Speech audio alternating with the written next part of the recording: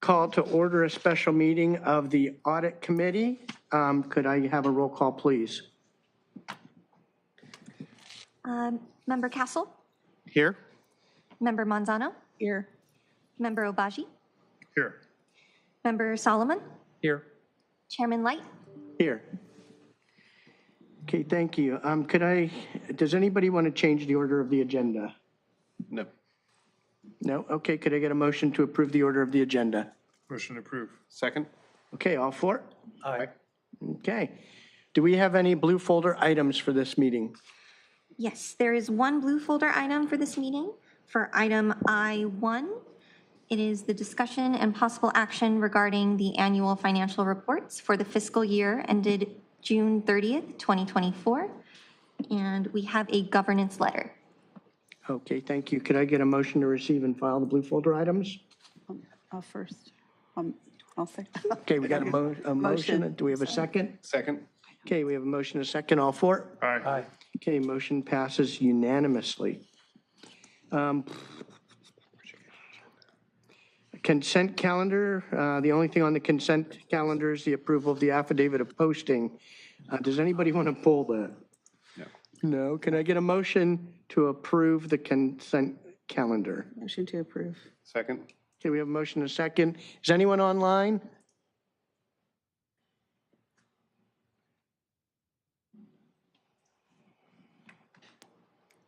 We currently have no attendees on Zoom, and there are no e-comments. Okay, so we'll take the vote on the consent calendar. All for? Aye. Anyone opposed? Okay, motion passes unanimously. We have no excluded consent calendar items. We'll go, it's not on the agenda, but we'll go to non-agenda items. Public input on non-agenda items. Is there anyone from the public online? We have no attendees on Zoom, and there are no e-comments. Okay, let's see, jumping down to item I1, discussion and possible action regarding the annual financial reports for the fiscal period ending June 30th, 2024. Stephanie, you have the floor. All right. Good afternoon, members of the Audit Commission. I'm very excited to be here today to present this report to you. I wish it was several months ago that we're presenting this report, but I'm really excited to be bringing this to a conclusion and presenting it for your review. As you're aware, every year we present the audit to this designated audit committee for a close look and for your specific oversight. You are the second body to take a look at this. We did have our auditors here to present to the Budget and Finance Commission last week on Thursday. They heard a full presentation and received substantially the same report that you did, the ACFR. They had some questions they reviewed, and they had no additional comment to pass on to the City Council. I'll also just note quickly, our auditor is here to attend in person. He ran into a little traffic, so that may be here. That may be him here now. Oh, that's Wayne. Oh, great. So I'll just continue to give a brief introduction. I think he should be here shortly. The other note that I wanted to share with the commission up front that I shared with the Budget and Finance Commission as well. As I mentioned, it's been a bit of a challenging year for us for audit purposes. We have a new auditor for the first time in 7 years. We had LSL. Normally we have them for 5 years, and we had requested extensions to deal with kind of COVID and transition. And secondly, we've just had some turnover in our department. As you're aware, together, these have created some challenges for us. I think what you'll see reflected in our audit are more findings than we're used to seeing.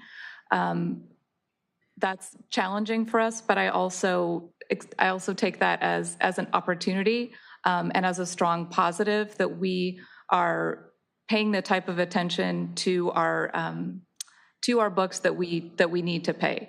I think one of the risks in having the same auditor for a long period of time and why we are supposed to change them every 5 years is, your auditor tends to get comfortable with what the city does. And one of the purposes I think members of this commission had and city staff had in bringing someone new on board was to have someone take a fresh look. And in selecting CLA, which is one of the premier audit firms in the country, we purposely brought that kind of scrutiny.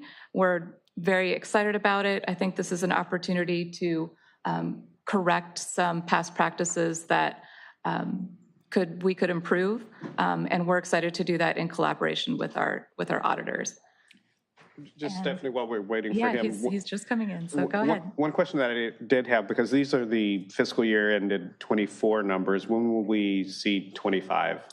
So on a normal schedule, you would see those in mid-December. I have to say there is little to no chance of that timeline. However, we have good reason to believe that you'll see them substantially in advance of where you're seeing them now. Okay. There are two reasons for that. One is, our auditors have now been with us through a full audit. They will tell you that is by far the hardest year. It's a big introduction for everybody. We also have a new assistant finance director with a very strong accounting background starting actually on Monday, who I'm very, very excited about. And I think, our team as well has now been here for another year. So the short answer is not by December, I don't think, but earlier than this year. One other thing to note while we're waiting, I think he's here. He's just using the restroom, it looks like. We were able to share the results of the audit with Moody's, our representative from Moody's, and we're pleased to report that upon their review, they have reconfirmed our AA1 credit rating. So despite the delay, it has not appeared to affect our credit rating as it pertains to the market. So that was one bit of good news, despite the fact that we're here in September. Okay, thank you. How you doing? We ready to go? Okay. I apologize. Traffic was a little worse than expected. You can raise that podium too, just. Yeah, is that There's a button on the right here, to your right. here? Just hold it down. Oh. Hold it down. It'll come up. Just give it a little time. Wrong way. All right, we'll get there. Didn't realize this last week when I was the budget. Budget and finance. Had to hunch over. It's okay. Yeah, You didn't have it's the as high as it's going to go, so. You didn't have the city manager there to tell you about that? No, I did not. But I'm used to doing this anyway, so. Anyway, good afternoon. My name is Robert Callanan. I go by Bob. I'm with CLA, Clifton Larson Allen, LLP. I have been doing audits of state and local governments for over 30 years. And this was our first year in dealing with the city audit for 2024. So I'm here to present the results as soon as I catch my breath from running from the parking lot. And just wanted to go over this with you. Like I said, with the first year audit, we typically will, there's a big learning curve involved on both sides, not only staff, but on your city staff, as well as us getting to know your city, your operations. And so part of that is expected in this process. What wasn't expected was a lot of turnover on the city finance staff that occurred pretty much day one when we started our interim procedures. And so during the process, we were asking lots of questions, and you have a lot of new staff. They're trying to do their diligence, get us the right answers that we need so that I can give you the opinion that I will be sharing with you here momentarily. So we could go to the next slide. I just wanted to go over the audit scope a little bit and see what you have, if you have any questions related to that. The audit process itself, I'll give you the audit opinions we have and the results of our audit. And then I have governance communications. Those are the required communications that I'm supposed to have with you under generally accepted auditing standards. And lastly, I'll just peruse through the upcoming GASB standards just to give you a flavor of what's coming down the pipe. When I say GASB, Governmental Accounting Standards Board issues accounting guidance. And so those have to be implemented in various years that are coming up in the next few years, starting with June 30, 25. Audit scope. We're here to report on the financial statements of the city that are contained within the city's annual comprehensive financial report, or ACFR. Just wanted to point out that we're auditing the financial statements. I'm not auditing internal controls. I'm not auditing compliance. I'm not auditing for fraud or anything of that nature. It's just to say, are those financial statements in your annual document fairly presented in all material respects in accordance with generally accepted accounting principles, and that we followed government auditing standards and generally accepted auditing standards. So that's, just want to make sure you're comfortable with that. Now, during that process, I said there's a learning curve involved. So I want to understand the operations, how things get recorded in the city's financial statements, what supporting documents come with that support the numbers that are on the financial statements. So I do, through that process, do look at internal controls. And if we come across an internal control issue that we think is of concern, I'm required to report that to you. Those are considered material weaknesses and significant deficiencies. And then we have other matters, like if, I've been doing this for 30 years and I see operationally there might be a better way to do something, I will suggest that to the finance staff, but not necessarily report that to you if it's just a, hey, look into this, see if this will work for you, if it works better or not. So that's just the course of the audit. But I am required on, they said, material weaknesses and significant deficiencies, which I will get to in a moment. We have the required governance communication letter, which I already described. We have our report on internal control and over financial reporting and non-compliance, again, talking about those material weaknesses and significant deficiencies if we found them during the course of our audit. And then lastly, we do a single audit. A single audit is a audit of all the city programs that involve federal grant funds. And so we put those together, and that's still not finalized, but we're hoping within the next 3 weeks to have that wrapped up and finished. We wanted to concentrate on getting, first of all, I have to get the annual financial statements done and audited first. Then I can do the single audit. And the single audit's more focused on compliance, not so much numbers necessarily, although we do use the numbers to determine which federal programs we're going to audit, because we don't have to test all single audit federal programs that the city has in any given year. We look at we determine major ones, and then we'll go into those to check for compliance. Next slide. Audit process. We do a risk-based approach. We do not audit 100% of the transactions. What typically, the transactions that are in your general ledger, that's easy to find errors and things. What's not easy to find is what's not in the financial statements. So we have procedures to try to make sure that things are covered. And some of those procedures, simple ones, are like reviewing minutes of the council meetings and looking for major transactions, looking for new agreements. We ask for new agreements. We ask for, look for related party relationships and things of that nature, and do some minor things to try to see what's not on the books that should be on the books. That's the key risk.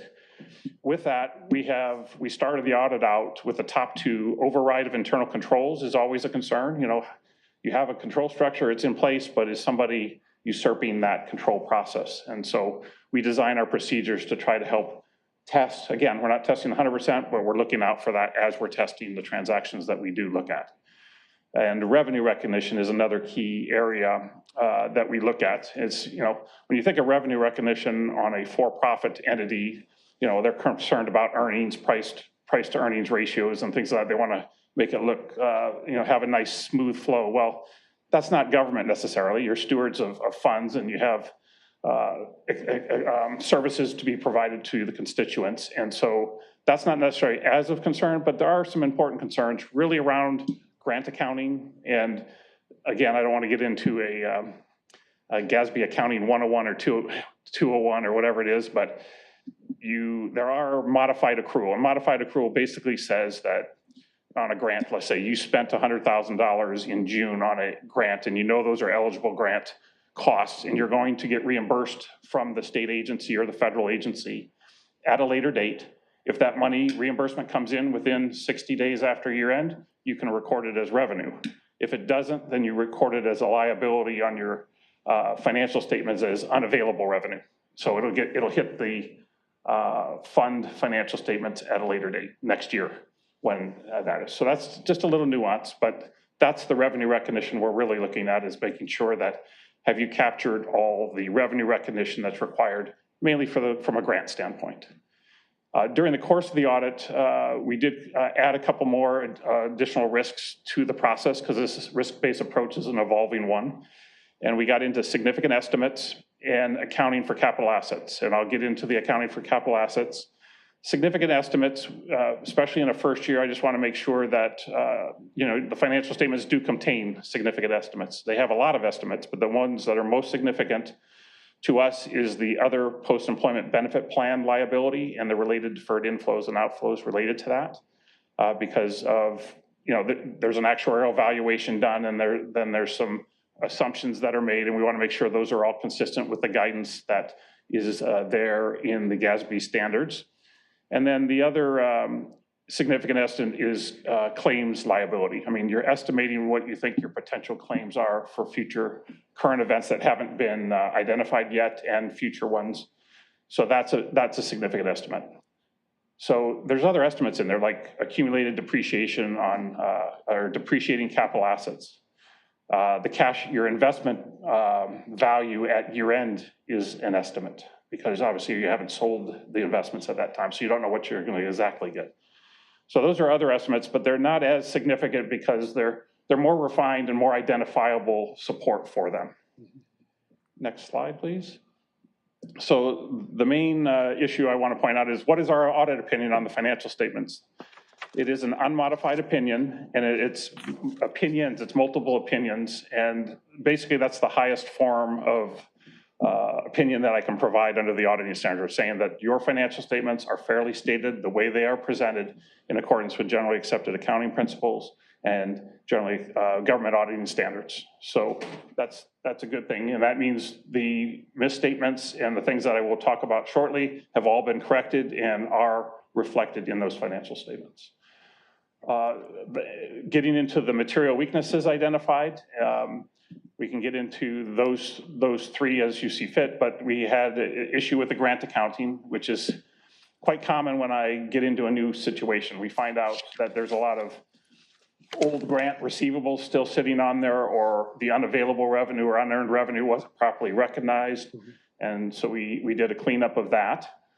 We had construction and progress accounting, just determining what's ultimately going to be capitalizable in a project that's in CIP, and when is that project done and should be reclassified to an asset category, therefore being depreciated on a going forward basis.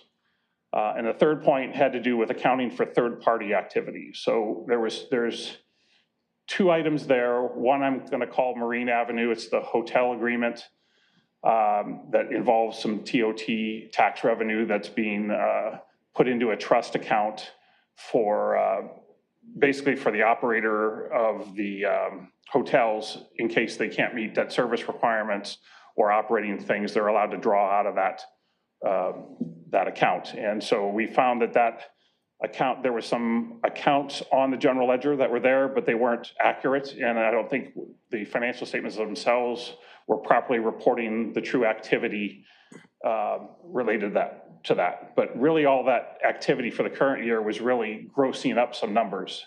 A net number was being recorded as revenue when really it represented some revenue and some expenditures.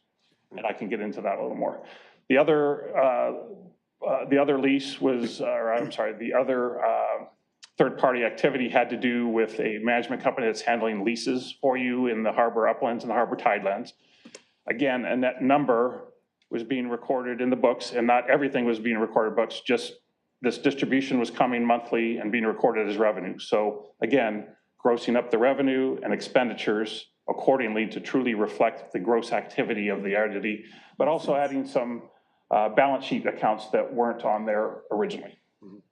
We had two significant deficiencies. So again, material weaknesses is my most concern. Significant deficiencies are my second level, and then I have other matters. Significant deficiencies sounds worse than material weaknesses, but that's the way it is. Material weaknesses first, significant deficiencies second, and then other matters third. So with that, again, this is a common one I get in most of my cities, is deposits payable. We have these liabilities sitting in accounts in the various, mainly the general fund, but they got a lot of old numbers on there, and it's hard to see, is it still a liability? Was it paid? Had it been paid previously? Trying to get some more clarity. A lot of times when we ask for the detail behind deposits payable, I get a general ledger run of what happened during the year. Well, okay, that's great, but who do you owe this money to? I want a schedule of A, B, C, and how much you owe. And so there are some records here, they're there, but there's some more diligence that needs to be made. We were comfortable with the balances, we audited, we tested a few, made sense, but I think there still needs to be more scrubbing of that to get to the true picture of where that may be. The other one has to do with the financial statement closing process. Obviously, I'm before you here in September for June 30, 2024. So it's getting a game plan in place to get the audit done and get financial statements finished and finalized within a reasonable period of time where there may be of more use and benefit to the council and to management for further operating needs. So those are the Can I jump in on that one? I'm sorry? On that last one, can I? Yes.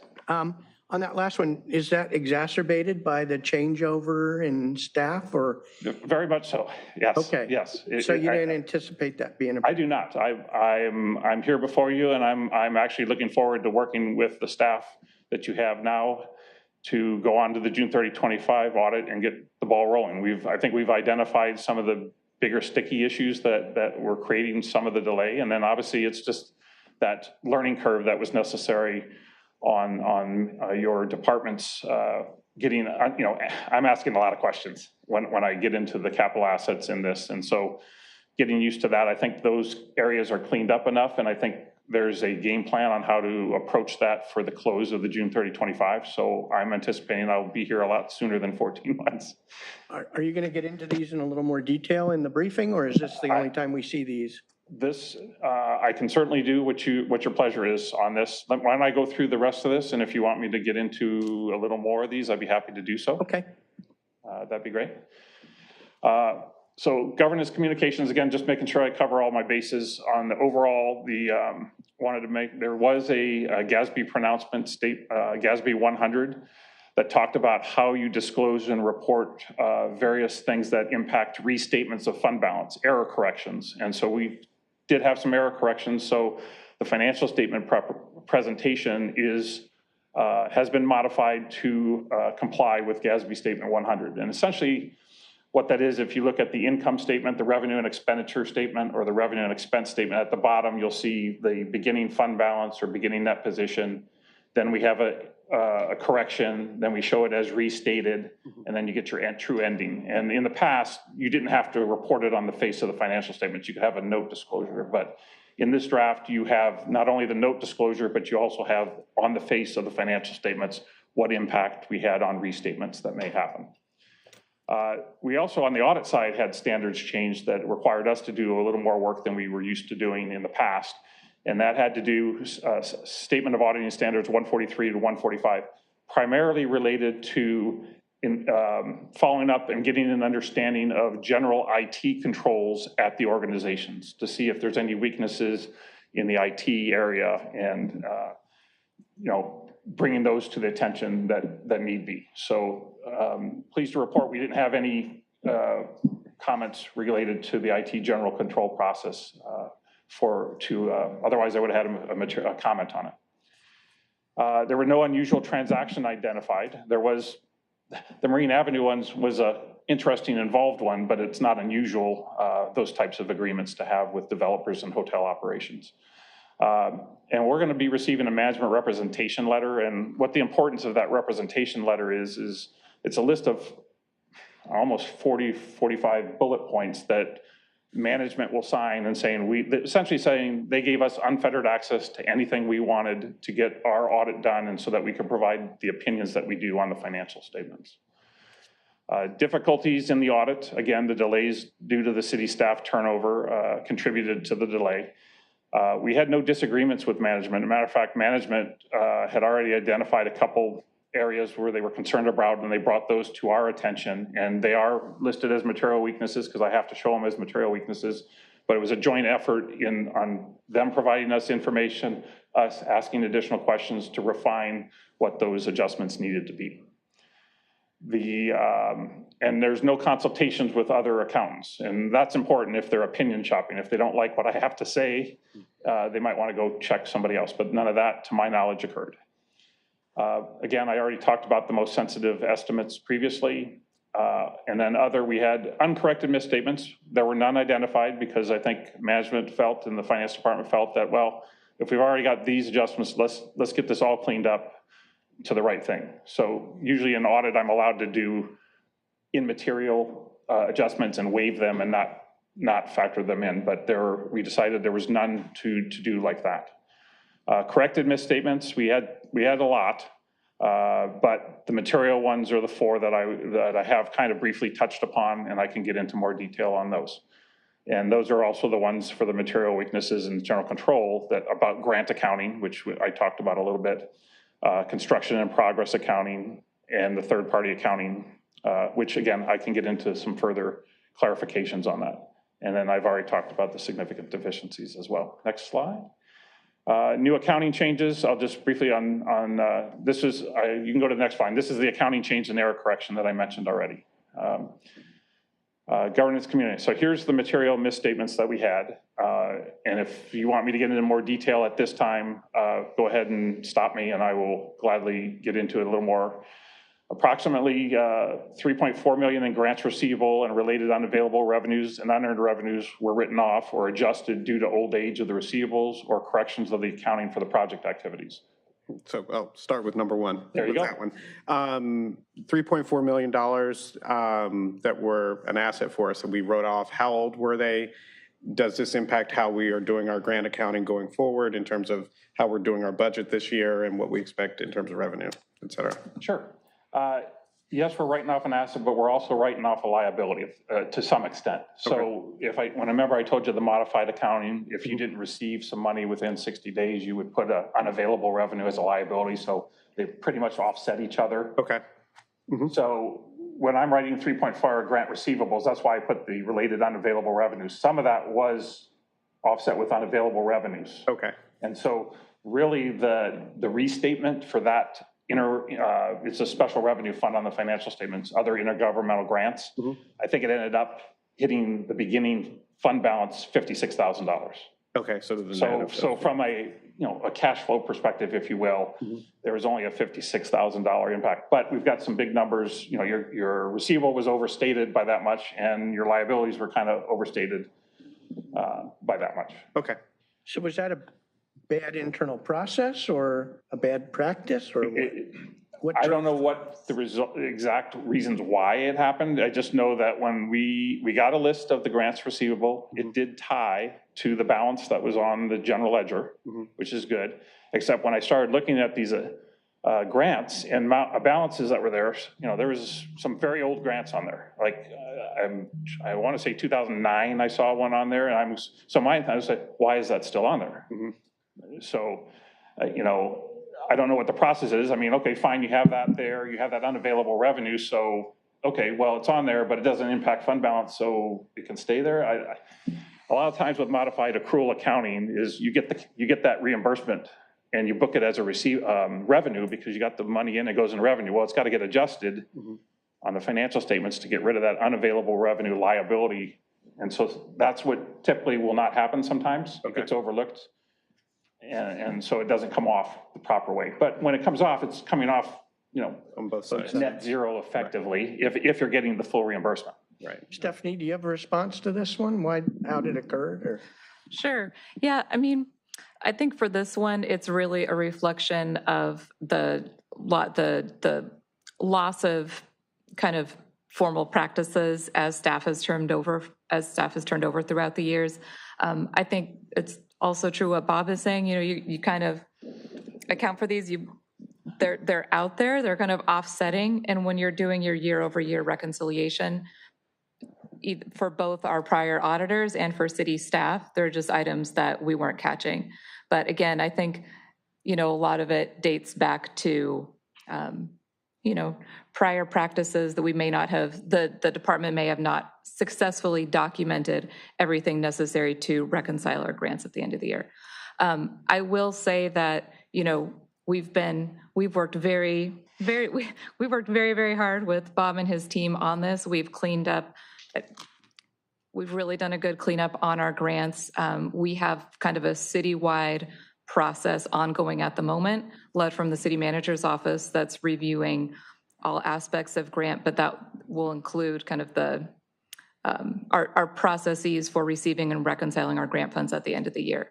So I can't tell you exactly at what point, the specific $3.4 million kind of fell off the reconciliation. But I think in working with Bob and his team, we're pretty confident we can create processes to avoid this moving forward. So, and this will be a documented process? 100%, yes. Okay. But we don't have that to look at today? No, not today. I'm happy to share that with the commission as we continue to develop our It's a committee. processes. Oh, sorry. I keep doing it too. I just wanted to. I have to look at the resolution every single time to, Yeah. yes. But if you're interested, we are happy to share those with you as we develop them. Okay, thanks. I have a comment. Let's see, it's a little bit hard for me only because when in 2001, I was the accounting manager, and these items were the ones I cleaned up. So to see it back on, it's really frustrating, but I mean, I understand with the department going through a lot of turnover and different directors.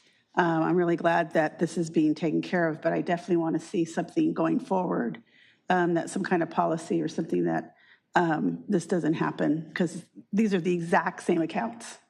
So, so you have to go through that. So anyway, that's it. Okay, thanks. Anyone else? Go ahead. When you're recognizing or reconciling what's there are some of them that are written down, or are they based on age written off and reconciled that way?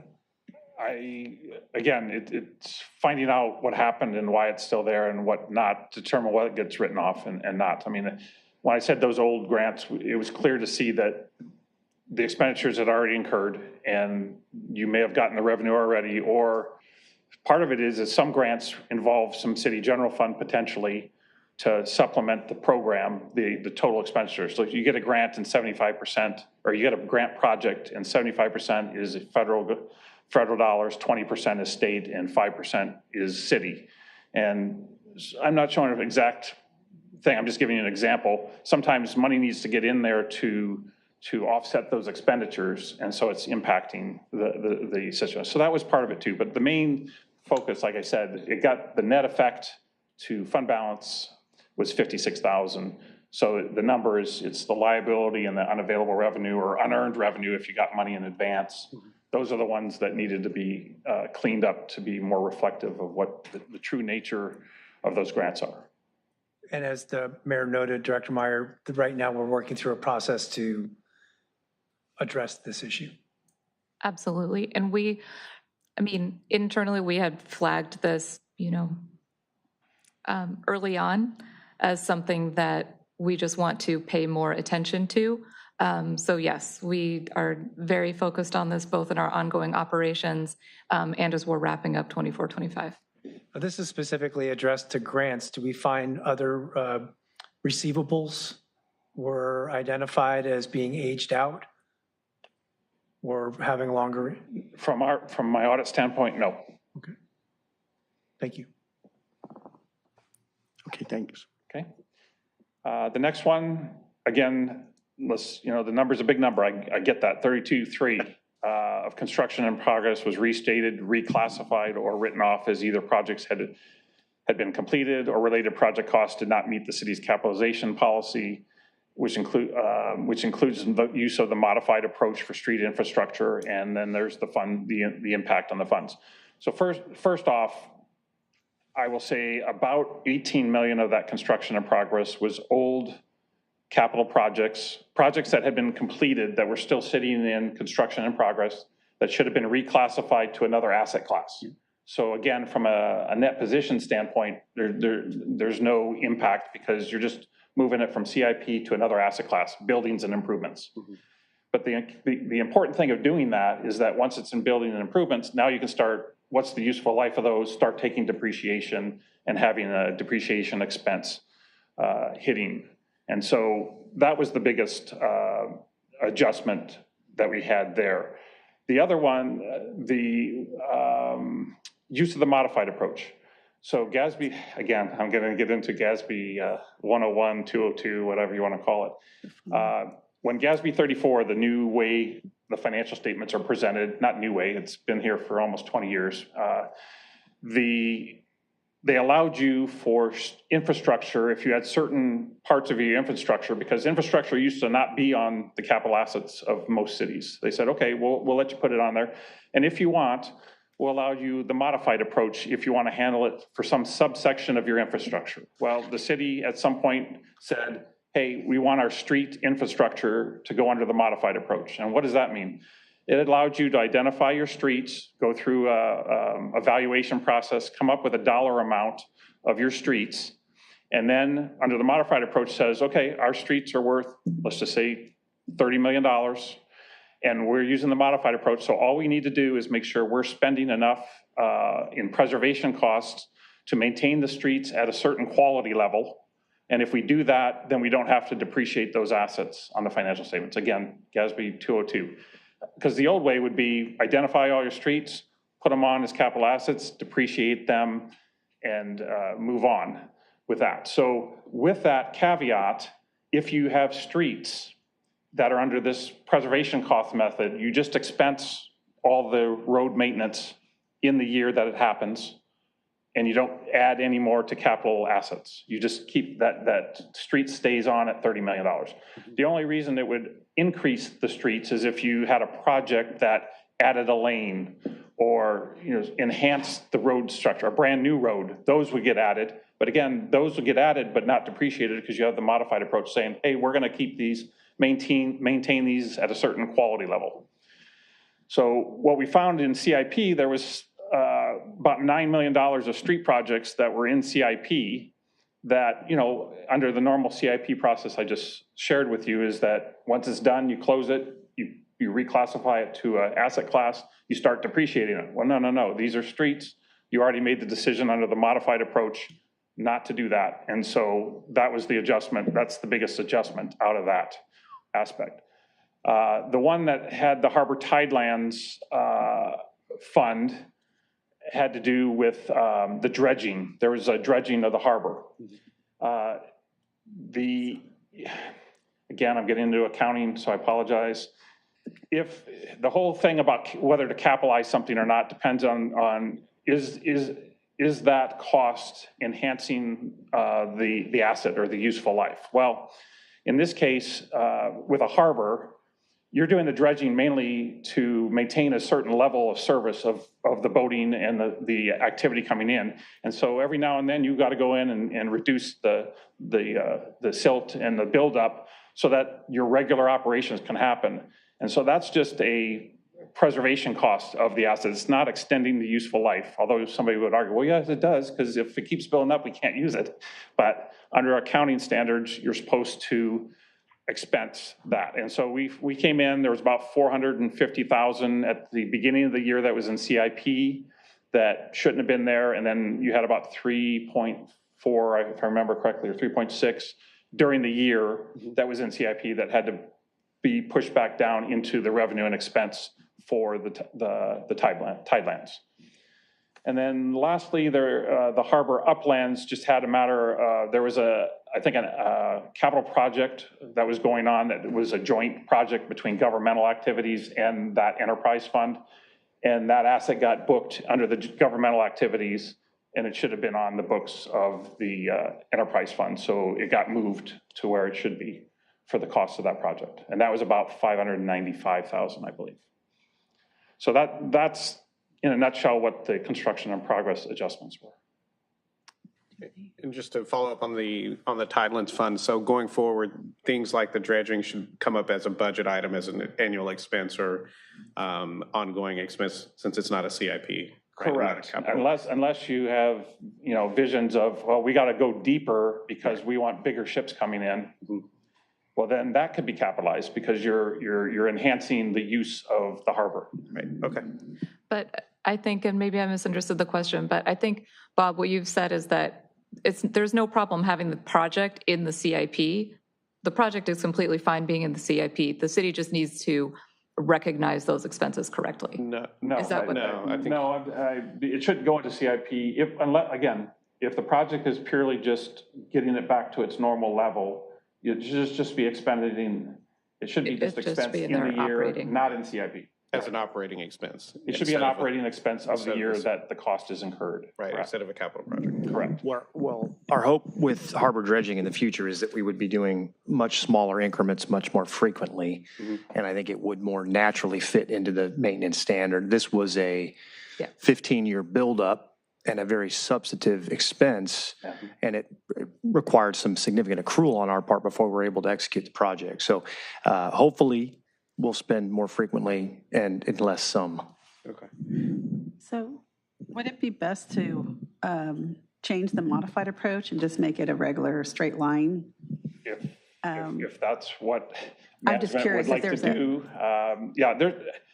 I would say it's probably 90% do, 10% of the entities that I've had this cities with, 10% do the modified approach, 90 do not, 90%.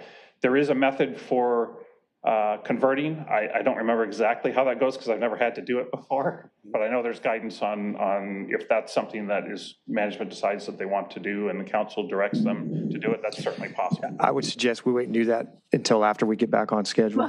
Yeah, let's not No, introduce I'm that. just curious because We're just building progress here with This would Bob just and make T. it a lot easier going forward, because it is easier to deal with depreciation when it's just not having the modified approach.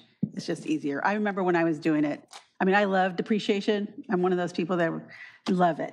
And so I was really into it. So I can see where sometimes it's not an easy thing to deal with. It certainly adds complication. Yeah, it does. It is, because you're in different, and you have assets all over the place. So, and then you got to really, those CIP projects, you have to really scour through it to figure out, is this an asset or is this an expense that you can write off? Well, So- and out of fairness, and I don't want to, do too much accolades here for Bob just yet, but the reality is this is something that has, as you heard with the first two items here, these have been on the books for a very long time. And these are reconciliations that our prior auditor and our auditor before that did not catch. So to Bob and his team's credit, these were brought to our attention and fixed. This spans over multiple finance directors and these are approaches and practices that are, beyond a decade in the making. So I think that's what we're excited about. These fixes should help us be more efficient in the future. So what is the fix? Should we go back to, No, we have understanding. We have staff team that appreciates what I think this means. We have an auditor who has flagged this issue. So again, the first year of an audit is always the most grueling for both sides. I don't care about that. I care about fixing the problem. Yeah, so there isn't, it's a matter of how we book these entries. So now that this is recognized by both staff and our auditor, we'll be able to make that a repeated accounting practice. That's the key, is implementing this practice on a go-forward basis as opposed to a retroactive cleanup to now basis. And I think these large periodic things that don't happen every year, aren't just a regular maintenance item that build up and are expensive. There's value to tracking it in something, if we don't call it a CIP, something, so we know that's hanging out there over our heads. Yeah, and I have to say, this may not be the only example of that.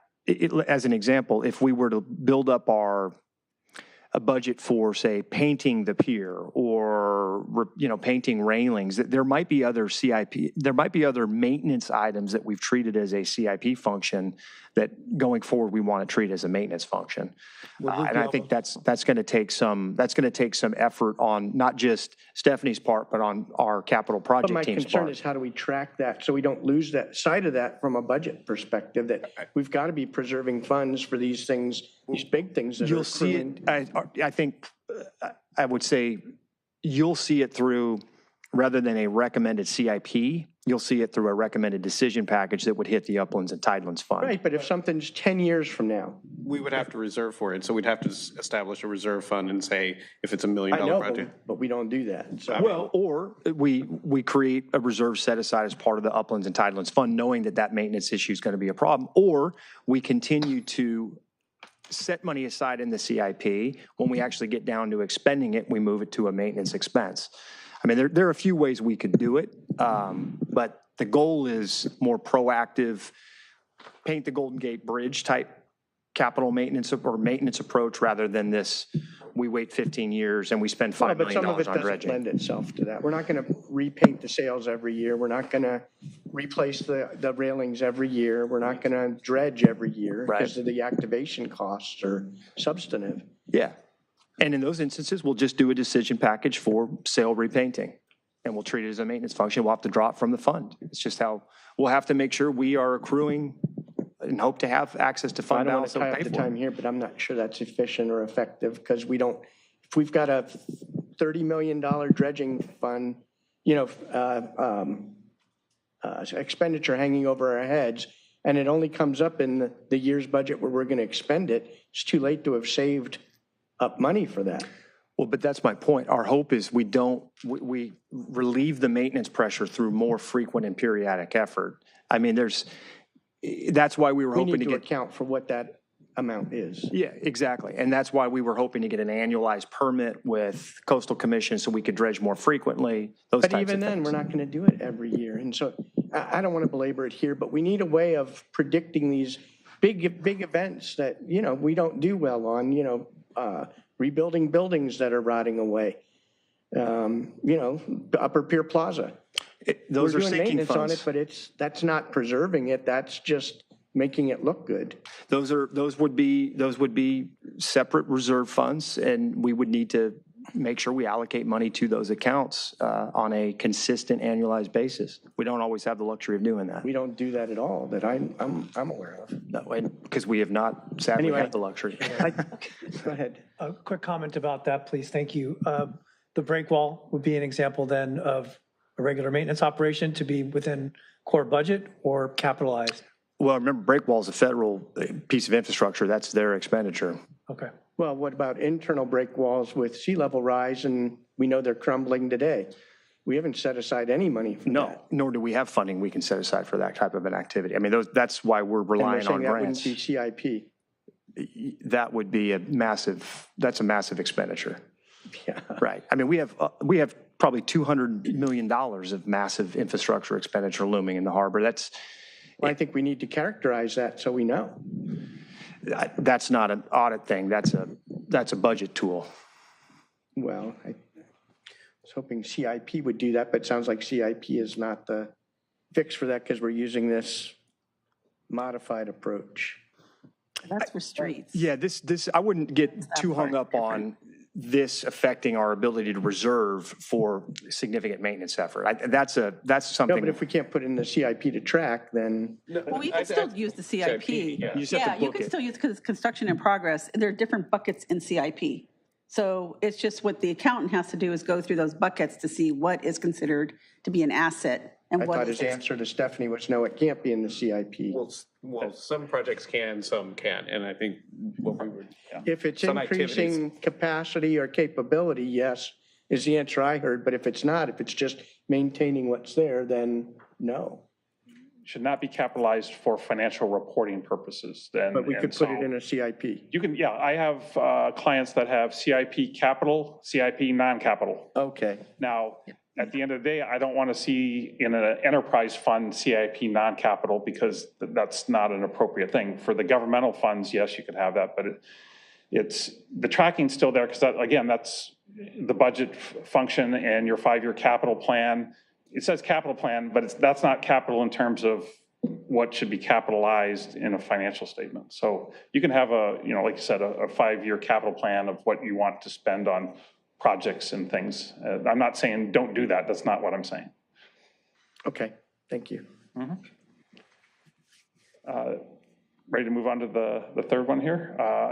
1.5 million in assets related to the Marine Avenue hotel agreements were written down and related revenues and expenditures. Again, I mentioned we're net. I had to gross up the revenue and expense. So again, the gross up is not impacting the true effect on fund balance for the year. What was impacting is the 2 accounts. And again, management brought this attention and said there's 2 accounts that equal $3 million, which is the requirement under the agreement to fund a trust that's being maintained by the lender of the operator borrowed monies for the hotels. And so that $3 million there, but when I asked for a copy of the bank statement that from that trust account, it only had $450,000 of it at the beginning of the year.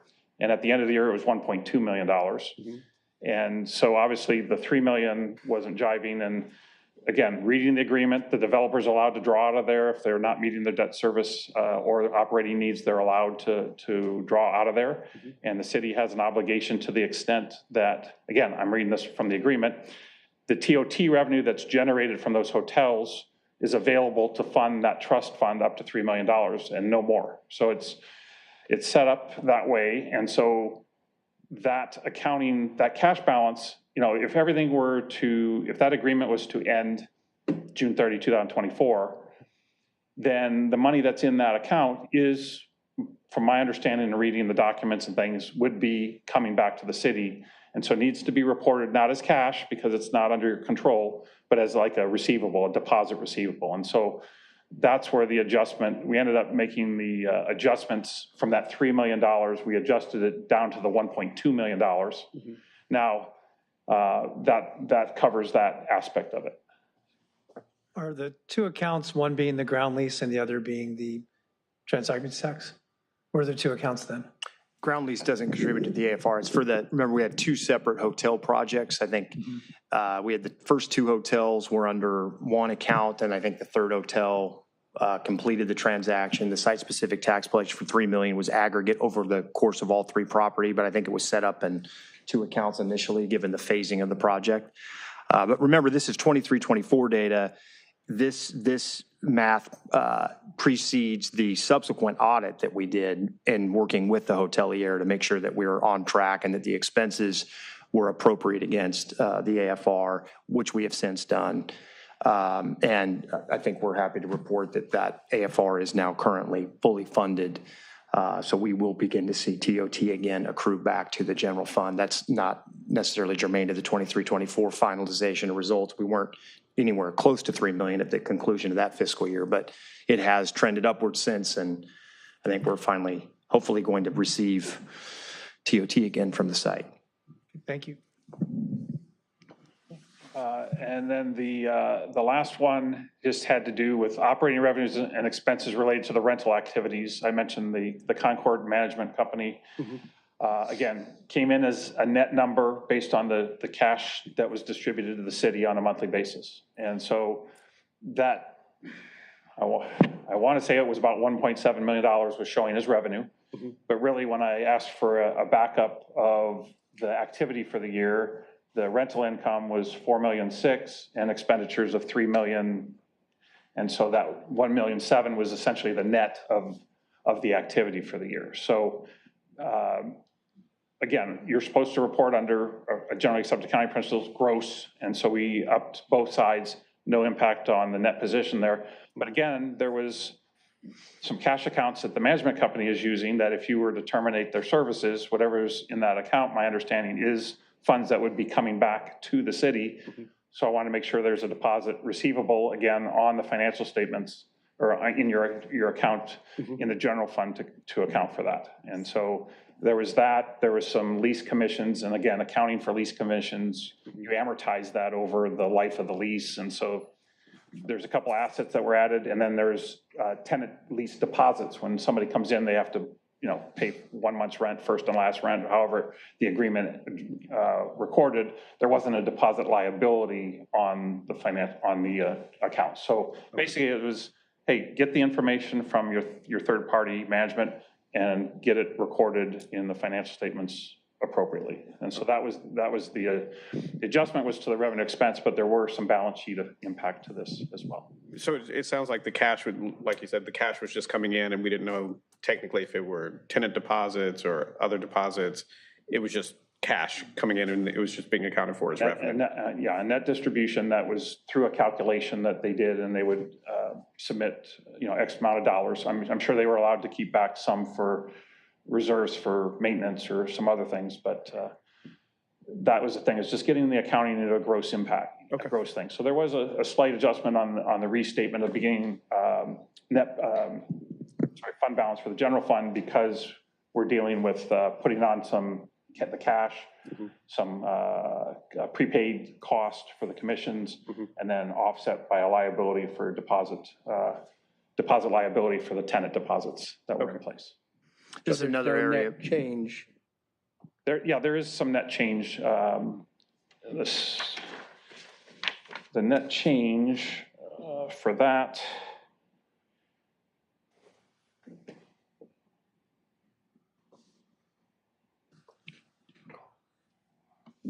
I think I have it. Oh, here we go. Oh, I'm sorry, not the general fund, it's the Tidelands. Right. I was- No, it's. And it's probably- The rental activities in the Tidelands. Yes. And Uplands probably. Uplands and the Tidelands. And so for the Tidelands, we had a beginning restatement of $550,000 for the Tidelands and $440,000 for the Uplands to account for those balance sheet effect. And essentially, that's that cash that they're maintaining. Right, okay. Was the main, So that's money we have, or, well, it's not, Money booked it's as a not an receivable. account that's under the city's control. So it's not like you could demand, I want that money, because you have an agreement in place, and the agreement says that we need money to manage what you've asked us to manage. And so it's just, you don't want to lose track of a potential asset. I mean, it's an asset to you guys, because if you were to end that service with them, once they unwind everything, that cash balance should be coming back to the city. Right. If the city chose to handle the management itself again, or if you wanted to go to another third party, It's restated as a receivable. That's the difference. It doesn't, it's not affecting our fund balance position. the beginning. that was my well, point. So it's a yeah. net zero change. It's not effective. From a city perspective, we don't have more budget to spend. No, we do not, That's correct. unfortunately. Yeah. This was an area that what We're I was not going to. paying from general fund into it to No. cover. This is an area I was happy to see CLA take a look at. This is, this arrangement with Concord's been around for a little while. We've had more increased rental activity over the years, a lot of leasing activity. And this is an area that we want to continue to focus on. So this was a good start for us. We appreciated this. Okay. How many more slides do you have? I can stop whenever you'd like. I got GASB standards upcoming. I can stop now.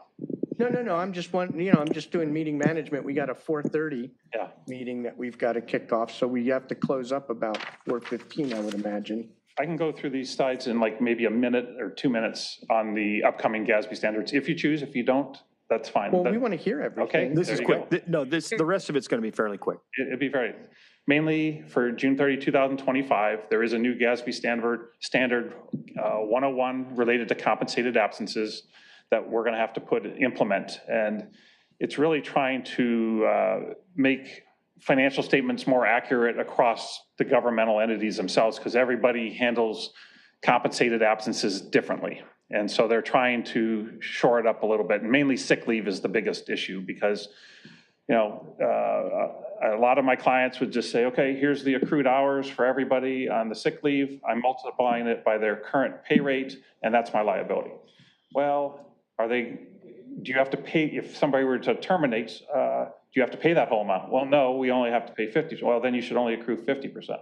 Or when you pay it out, do you have to pay Social Security and Medicare tax when you pay it out? Well, yes, we do. So we better add the Social Security and Medicare to whatever that liability cost is. So those are kind of the components for there.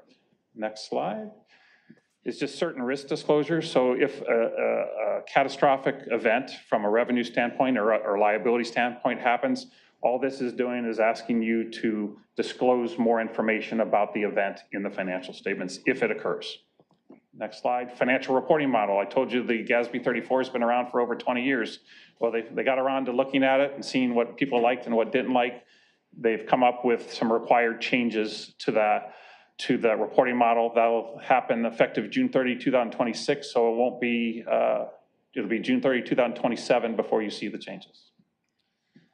And lastly, again, same thing, 2027, when you implement the changes for GASB 34, you have some additional disclosures that are going to be required for capital assets, because now we have these new components over the last year about adding leases, about adding SBITAs and PPP arrangements and intangible assets that they just want to clarify everything. And that's it. More GASB on leases. Well, that's, Thank you. I have a question. Anything from anybody else? Yeah, I have one more question. Go ahead, Questions, thank you. Eleanor. I was just wondering regarding, I noticed the MD&A was on there. When do you think that will be ready? I think right now we are finalizing, we were working on the Concord, finalizing the Concord adjustments. Once Stephanie and her staff looks and says, yes, that looks good, I can have the draft. Oh, you're doing it? Yeah, Okay. I'm helping with the financial statements. Okay, But they have to okay it, Okay. and she's on top of it. She's already given me a draft MD&A, but I know some numbers have tweaked a little bit across the process, so I want to have the opportunity for her to relook at that with the team and have that in place. So we're going to try to go as fast as we can, because it's already been 14 months. well, usually I've seen it with the book, so this time. Yeah, and I mean, I know we're way. That was it wasn't her. She wanted something in there, and I was just Okay. saying, I really feel uncomfortable, because I didn't want one of you to say, well, this number here says that, and my draft says this, because I made that one last tweak. Okay. So that was the reason. Okay, that was it. Thank you, Chair Light. For the claims expense, the estimates, the incurred but not reported, do we get that from our TPA, or is there some internal function we derive that from? we have an actuary who provides us our reports for workers' comp and liability, and then our third-party administrator administers the claims. But we'll have an annual report from our actuary. Okay, thank you. Okay. Thank you. Thank you. So what do you require out of this committee? This is my first one, since it got delayed. Do we approve this, or do we make recommendations to the council, or what? This is the committee to review, receive the substantive information associated with the audit to make sure we're comfortable before we approve the act for tonight as part of the consent calendar. So if you had discomfort or had more questions for the auditor or wanted additional things addressed, that would be directed tonight, and then we would likely delay the act for final approval. It's an unmodified opinion, as was stated, although that doesn't sound very positive. That is the highest standard you can get for an opinion for an audit. So that's good news. As I said earlier, Moody's reaffirmed our credit rating as AA1. That's also good news. So despite the delay and the thoroughness of this review, we're pleased with this outcome. So we don't have any major concerns at this point. I think all of the corrective actions have been taken that were necessary from a process and procedure standpoint, and we will continue those practices going forward in the current fiscal year and as we address the 24-25 So all the books. fixes are already defined? The fixes are in. Processes are written? I will not say that all our processes are written. However, we have a great opportunity as we close out 25 and as we prepare that audit to document and demonstrate these items. And we are very committed to not having repeat findings and to not going through this process again. So as I mentioned, we're happy to share the progress on those processes and procedures with you. But all of these areas, as Bob mentioned, we are completely in agreement. We are working to address them. And we're pretty confident you're not going to see these moving forward. Okay, and if we have some issues lingering, not necessarily with what would come out in the ACFR, but what what was found here. Well, we can talk more about it at any time. But that's, do we reconvene this committee, or do we pass it off to the council? No, you would reconvene this committee if you'd like, if you wanted to take something up. However, if the issue is associated with, say, capital reserves for future maintenance items in the waterfront, that's probably something we should address through budget action, not through financial reporting action. That's more of how we But sequester it's not so funds. much budgeting it, it's how do we account for it? This is more about how we're booking the expenditure. I understand. So what you're getting at, I think, is are we reserving funds for these expenses? How do we even know, what that?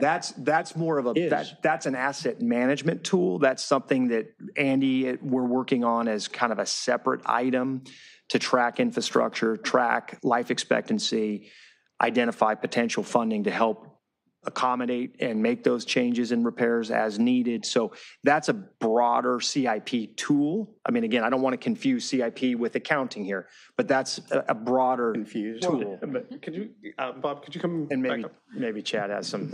Well, I think, in terms of expensing it versus capitalizing it like a CIP, it would sort of be like a building. So if you have a building, some of the operating expenses, annual operating expenses, get accounted as that annual operating expenses, but some things are capitalized if you're making an improvement or it's a long-lived asset that you're putting on the property. So I think with all of these various projects, we'll have to see, go through an accounting checklist to see if it's something we would capitalize as a CIP or something that we would just do as an annual expense. So it's not that every big, rebuilding the seawall is going to be, a $200 million hit in one particular year. Something like that, I think, would get capitalized, correct?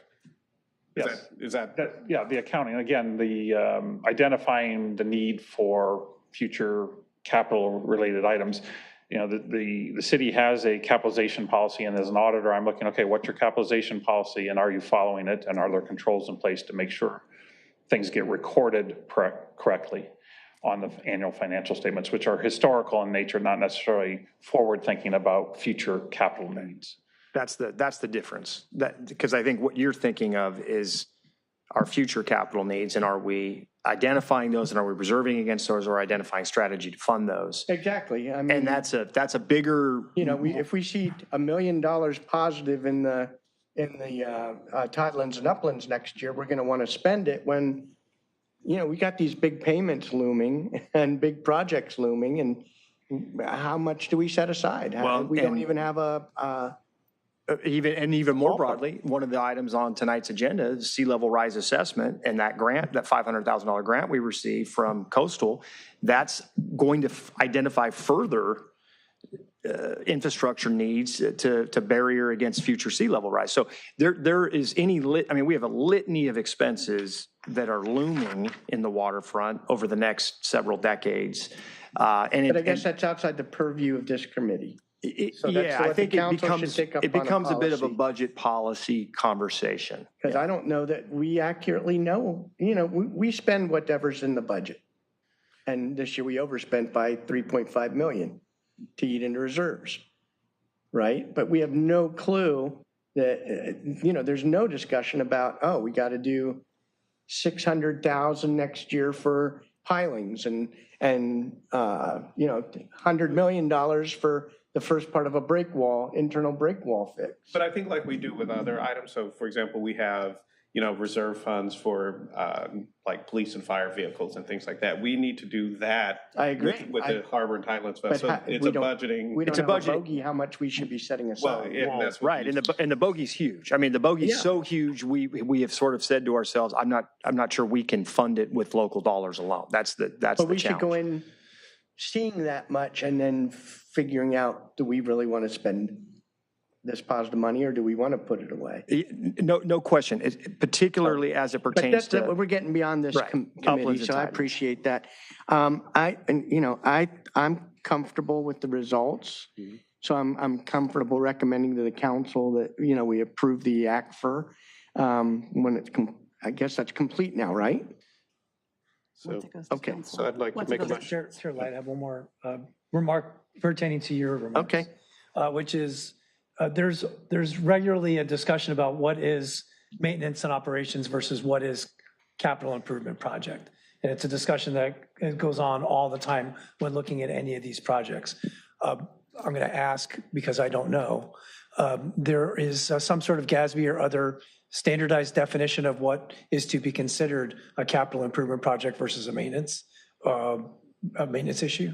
It is there are some guidelines and guidance, but it is a facts and circumstances discussion on the projects. So I think that, And based on the city's capitalization policy thresholds. So it's a combination of those things. So yeah, there's definitely some guidance on there. And mainly it's, is the life of this project more than 1 year? Mm-hmm. And the other one is the useful life, the useful life and the dollar amount.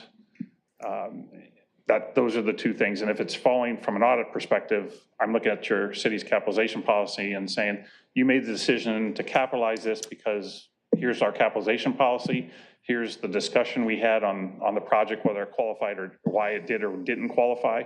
That's what I'm looking at as an audit point. So it is a facts and circumstance based topic. And again, I apologize, accounting and calling CIP can be used for many different things. And so I apologize for the confusion there, but from the financial statement, I'm more concerned about, I do not want to see something put into a CIP account on the financial statements that we know is not going to meet the capitalization threshold when it gets done.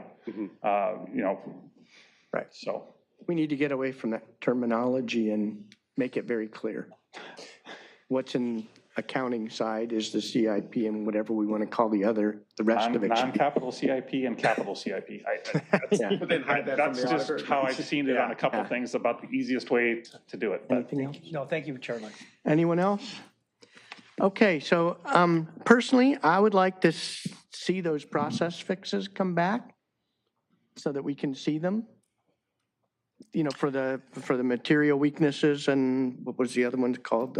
Yeah, deficiencies. Deficiencies, whatever they were. Yeah, will we have an APP for each? Significant I think we're going to have an APP on the grant side. I'm certain of that. We'll definitely be updating the grants APP. I think what my team is focusing on is really just building our policies and procedures that our internal staff will be following each time, and those will be consistent with our updates to the kind of the broader APP.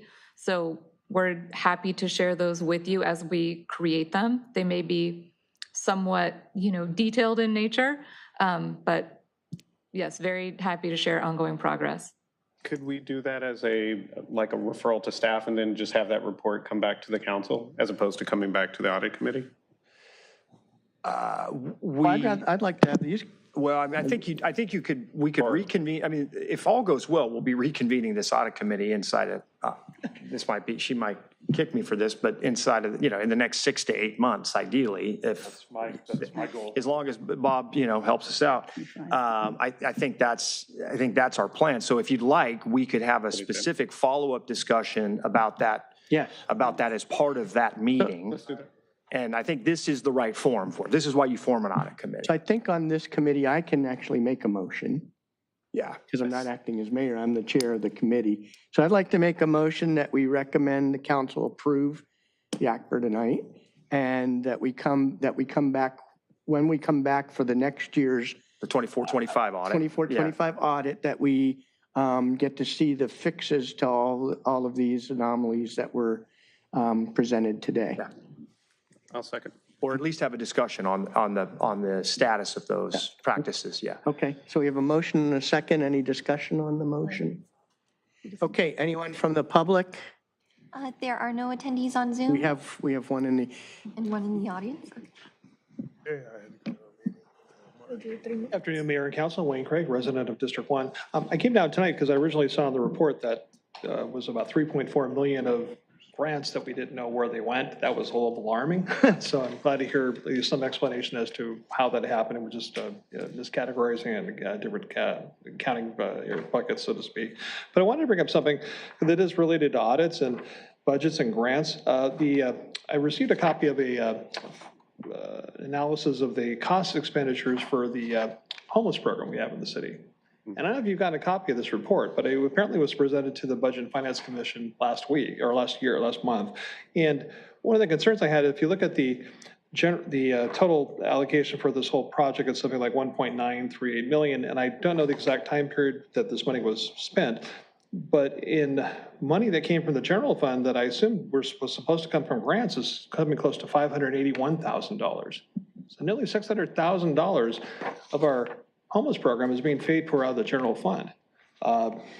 Is that part of this $3.4 million in grants that we haven't received yet? I don't know. Just something to bring up to the council when you do talk about this, because if this is the case, we need to be better auditing this, and perhaps it may be time to look at whether we should have our homeless program as a standalone entity within the city. That way it could be audited. You have a direct manager that supervises it. We could track everything going on, because it seems very alarming when, like I said, nearly $600,000 we're paying for out of the general fund. Are we going to get that money back? I don't know. Anyway, thank you. Is that a check or is that actually? It's actually a report that was handed to the Budget and Finance Commission last month. From who? I believe it was the police, I don't know if it was the police. they sent it to all of us. That report was presented by the finance director. Correct, yeah, exactly. I got a copy of it from I think they referred it to the council, so I'm sure we all got copies of this. Not you maybe, but the council members aren't here. Yeah, again, it's just something I think, it's something to look at. Obviously, it's a concern. I know we like to tout our program as being a model, but if we don't know where our money's coming from, maybe it's not the best model to be followed. Yeah. Thank you. Thank you. All right, thank you. Okay, with that, I will call the vote. All for? Aye. Anyone opposed? Okay. Let's see. Any items from staff? Nope, that's it. Okay, Thank I'll you for take your a time. motion to adjourn. Motion to adjourn. Thank you, Bob. Second. Okay, all for? Aye. We are adjourned. Thank you, Bob.